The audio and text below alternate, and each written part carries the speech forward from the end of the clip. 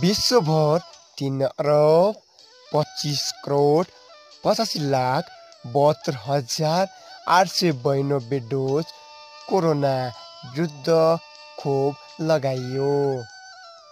तर हामी सोझा गरिब दुखी जनताले भने खोप कस्तो हुन्छ देखेका पनि छैनौ।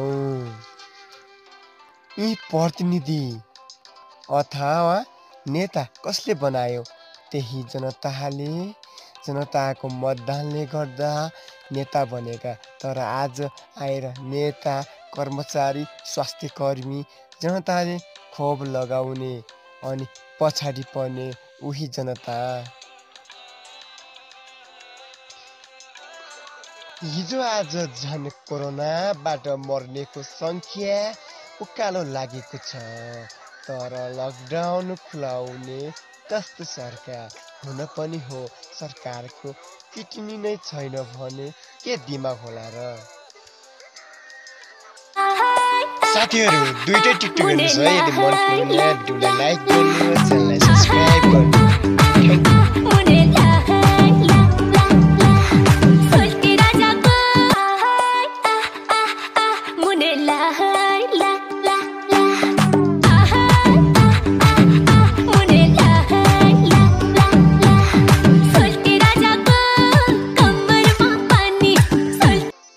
यदि भिडियो मन पर्यो भने च्यानललाई सब्सक्राइब गर्नुहोस् र लाइक गर्नुहोस्।